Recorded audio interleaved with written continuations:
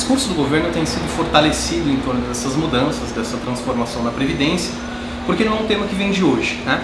Então, é parte do contexto de ajuste das políticas neoliberais que são introduzidas no Brasil a partir dos anos 90, em grande medida, os países periféricos como um todo, particularmente no Brasil, com a eleição do Collor em 89 e depois a consolidação com o Fernando Henrique.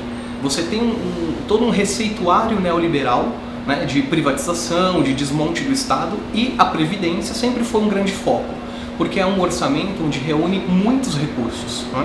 E a questão da proteção social, isso sempre foi muito questionado. Fazer proteção social em país europeu de renda alta é uma coisa, fazer proteção social em país que nem consolidou o capitalismo e dentro da periferia é outra totalmente complexa, né?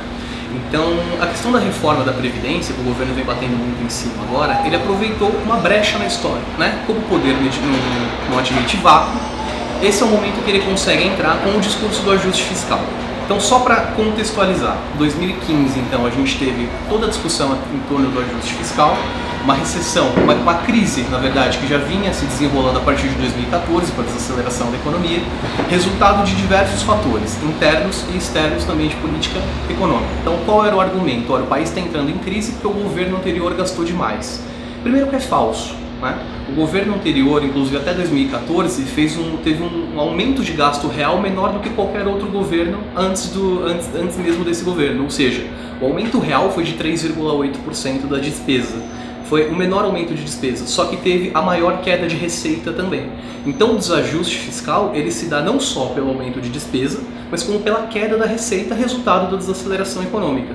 E esse é o momento que o governo aproveita. Em 2014 a gente tem um déficit fiscal de 0,5% do PIB, né, 0,5%, 0,6%. O Brasil era o único país que até então havia cumprido superávit primário nos últimos 20 anos ininterruptamente, e 0,5% do PIB gerou um enorme barulho por grande parte da mídia, né, que defende os interesses do mercado financeiro, e daqueles que querem fazer o ajuste. Bom, a Previdência entra nesse contexto como um grande gasto, né? Primeiro que o governo e o mercado vendem o discurso de que é o maior gasto público, e é falso, né? O maior gasto público é o gasto com juros da dívida pública. Em 2015, em ano de recessão, um ano de discurso de ajuste fiscal, de corte de despesa, onde foi feito o maior contingenciamento de despesa da história, o Brasil gastou 500 bilhões de reais com juros da dívida pública. E mais 400 bilhões de reais em 2016. Ou seja, em 2 anos de recessão, em 2 anos de ajuste fiscal forte, foram quase 1 trilhão de reais transferidos para a mão de alguns rentistas, em grande medida os bancos nacionais, seguradoras e aqueles que aplicam na dívida pública e que vivem sem produzir, que é outro nicho completamente diferente da grande massa dos trabalhadores e dos empresários do setor produtivo. A Previdência, especificamente, vem se fazendo um discurso muito forte do déficit. E o que é esse déficit da Previdência? Você tem o regime geral de previdência social, onde ficam os trabalhadores do sistema privado, urbanos e rurais, e esse sistema ele é deficitário. Deficitário por diversas razões, mas em grande medida os trabalhadores rurais foram inseridos pela Constituição de 88 na proteção social, e eles não haviam contribuído até então. Como um sistema não contributivo, tecnicamente, é deficitário. Mas pensando nisso é que a Constituição Federal de 88, também tida como Constituição Cidadã, criou o orçamento da Seguridade Social.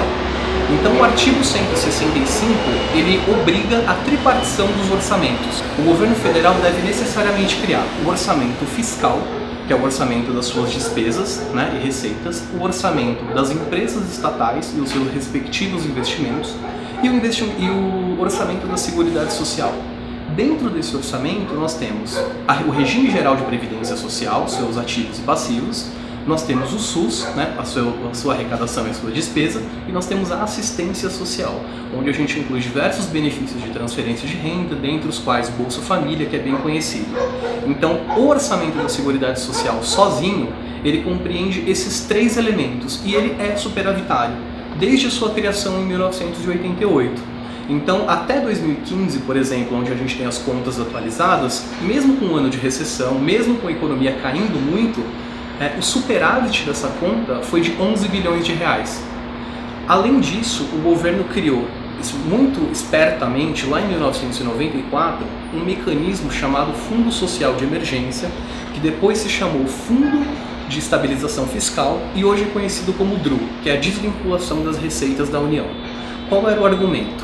Olha, a Constituição tem um orçamento que é extremamente engessado, com despesas obrigatórias vinculadas constitucionalmente, que a gente não consegue pegar esse dinheiro. Então a gente cria uma lei de ordem constitucional, foi feita através de PEC, então ela tem a mesma hierarquia que qualquer outra emenda constitucional, e ela retira todos os anos 20% do orçamento da Seguridade Social.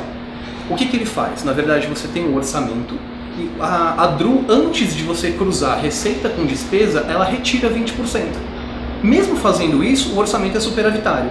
Mas a conta é que entre 1995 e 2015, portanto em 20 anos, a DRU retirou 1 trilhão e 300 bilhões de reais desse orçamento da Seguridade Social. O governo, como ele retira através dessa emenda, ele pode fazer o que ele quiser. Em grande medida, a DRU serviu para fazer o superávit primário, para pagar os juros da dívida pública. Você retirou da Seguridade Social e pagou juros da dívida pública e fez outros gastos quaisquer. Mas o que mais importa é que essa receita ela era da Seguridade Social naturalmente. Então, onde entra o tal do déficit? O governo diz o seguinte, olha, o regime é deficitário, ele não apresenta as contas de maneira correta e coerente como a Constituição manda.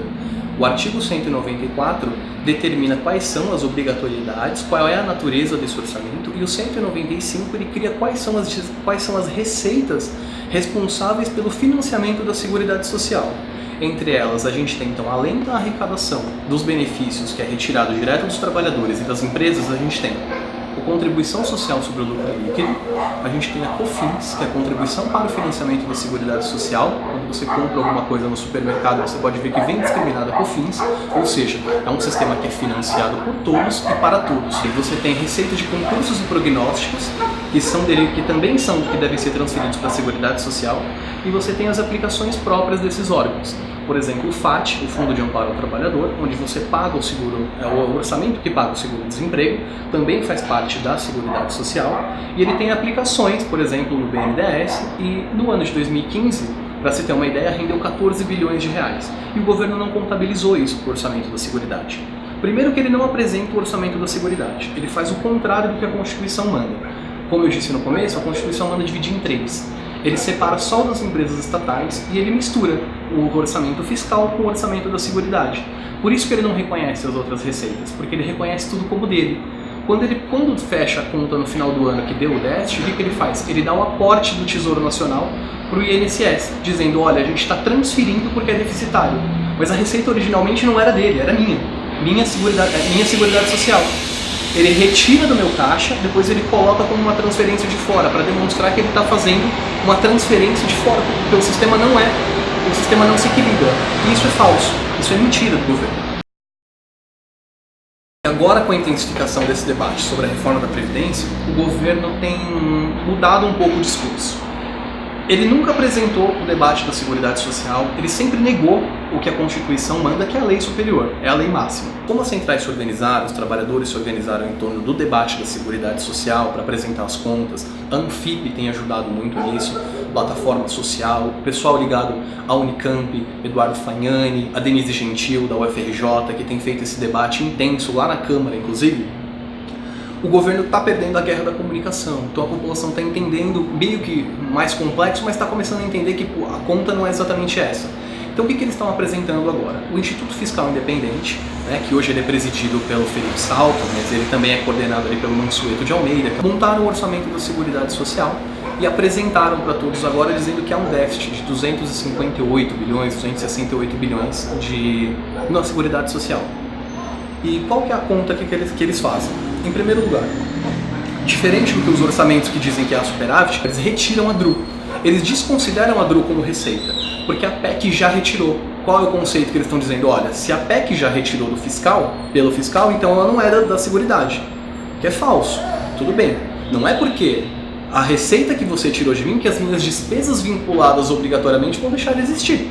Então, a gente inclui a DRU, porque ela é receita constitucionalmente, até que seja revogada a lei, ela continua existindo. Então, não pode ser alterado. Em segundo lugar, e aí é o grande golpe, o grande pulo do gato que eles estão dando, podemos dizer assim, eles estão incluindo o regime próprio dos servidores públicos dentro do orçamento da Seguridade. E isso a Constituição também veda. O artigo 201, especificamente o inciso 5º, deixa muito claro que aqueles que participam do regime, de algum regime próprio de previdência, não podem fazer uso do regime geral de previdência. A Constituição é muito clara ao disciplinar, e nas suas leis específicas disciplinam também quais são as regras para o regime público. O regime público tem regras específicas, tempo de contribuição e remuneração que são diferentes do regime geral de previdência. Eu não posso misturar os dois. E o que eles dizem? Eles fazem até alguma brincadeira na internet, isso aconteceu muito na rede social, de dizer, olha, a Anfi, os que defendem a superávit da Seguridade Social estão dando o pulo do gato ao não incluir o regime dos servidores públicos, como se ninguém tivesse que pagar. O que a gente diz não é que ninguém tem que pagar, mas a gente diz que a Constituição manda quem pagar. Isso é responsabilidade do Tesouro Nacional, é responsabilidade do orçamento fiscal, não da Seguridade Social. Então, o déficit que eles apresentam também é na Seguridade Social também é uma maquiagem contábil. Então é importante destacar que quando diz, olha, há déficit no regime geral de previdência, não é mentira, né? De fato, há déficit. A questão é a maquiagem contábil para esconder o real orçamento. Onde está o déficit e onde está o superávit? Déficit sempre existiu, por isso criou a Seguridade Social. E dessa maneira é que a gente vem enfrentando essa reforma da Previdência, vem entendendo essa reforma, primeiro como uma inconsequência, em segundo lugar como uma violência política, porque é um governo que tem um déficit brutal de legitimidade. As pesquisas inclusive apontam agora o nível de aprovação desse governo de 4%. Reforma da Previdência e reformas estruturais, como por exemplo a reforma trabalhista, não são reformas que você faz mediante uma lei, que você que tem déficit de legitimidade coloca uma lei para votar por um Congresso que é totalmente refém de um dos maiores processos de corrupção que já houve na história. É óbvio que esse Congresso vai apoiar essas reformas, e há razões lógicas para isso. Então, essa reforma, ela nada mais é do que a consolidação de uma agenda que começou nos anos 90, teve um leve refreamento aí nos anos 2000 com o crescimento que a gente teve, mas que retorna com grande força agora. Momentos de crise, de recessão, são os momentos de retirar direitos, de acabar com políticas públicas e tudo mais. Vamos fazer o seguinte, vamos fazer o seguinte exercício. Digamos então que o debate não seja a questão da seguridade, se há déficit ou se não há déficit. Vamos fazer a reforma, tem que ser feita. Primeiro a gente precisa pensar o que é que dá o gasto dentro da Previdência, né? Se a gente olhar os trabalhadores do regime geral de Previdência, que é o sistema privado, que somos nós, CLT, o que acontece? O limite de pagamento deles hoje é R$5.300, é o teto da Previdência, R$5.500, alguma coisa assim. Se você olhar, por exemplo, só o Judiciário, a média de salário de aposentadorias no Judiciário é de R$26.000. No Legislativo é de R$28.000. No Poder Executivo está em torno de R$7.500 a R$8.000. Então existem distorções que, né, é importante destacar que quem está contra essa reforma não é contra qualquer reforma.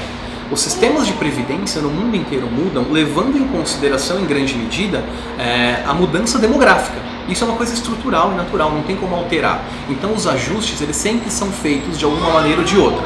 Mas o importante é sempre lembrar quem é que vai pagar por esse ajuste, se a gente escolher um sistema de proteção. Então, o que o governo tem feito? Ele primeiro soltou uma proposta em dezembro, uma PEC, a PEC 287, que era duríssima, que previa inclusive 49 anos para atingir a aposentadoria integral, 65 anos de idade mínima para todo mundo, igualando homens e mulheres, fazendo a desvinculação do salário mínimo do benefício de prestação continuada, que é uma violência, né? Você pegar os mais pobres e desvincular o aumento do salário mínimo, ou seja, fazer com que os mais pobres percam o poder de compra exatamente no momento em que nunca mais vão poder trabalhar. Nunca puderam, por isso acessam o benefício e nunca mais vão poder trabalhar. Então, nesse meio campo, né, o medo que os deputados, os senadores têm de não conseguir se reeleger, ou então na defesa dos seus próprios interesses, por grupos que estão em torno deles pressionando, algumas mudanças foram feitas do texto. Então, por exemplo, o tempo máximo agora para contribuição já não é mais 49 anos, é 40. Então isso já mudou um pouco. Mas qual que é a grande sacada? Eles tiraram, por exemplo, os servidores dos estados. Os servidores dos estados cumprem um déficit importante dentro da Previdência também. Já que é para fazer a reforma, então a gente vai ter que usar a isonomia, fazer a reforma para todo mundo. Ou seja, mesmo fazendo uma reforma que a gente está dizendo, olha, que não é a reforma que o Brasil precisa, a gente precisa pensar isso todo mundo, ainda assim consegue-se piorar a situação dos mais pobres, porque vai se manter os benefícios e os privilégios dos mais ricos. Quando você faz uma reforma e retira os benefícios maiores de dentro desse bolo, você tira os benefícios, você mantém os benefícios concentradores de renda e você muda a estrutura daqueles benefícios que são dinamizadores de renda. Ou seja, quanto mais aumenta a renda da base da pirâmide, maior é o efeito multiplicador, melhora o crescimento da economia. E o governo faz exatamente o contrário. A exemplo disso, no dia da votação da comissão interna para discussão da reforma, inclusive mudança do texto, os policiais civis tentaram entrar na Câmara, conseguiram entrar inclusive, e o governo cedeu e voltou a idade deles para 55 anos de aposentadoria, com 25 de contribuição. Então esse é só um exemplo, não dizendo que os policiais não precisem disso. Há toda uma lógica de separar o público do privado, inclusive pela questão da própria remuneração do público, né? Você tem um limite de ganho dentro do público, no sistema privado não. Então essas coisas elas não são pensadas do dia para a noite. Há gente por trás disso, técnicos que elaboraram isso ao longo de décadas e propostas. Mas na hora de fazer a reforma, você precisa discutir com a sociedade e explicar quem é que vai pagar a conta. E nesse caso são os mais pobres, com certeza.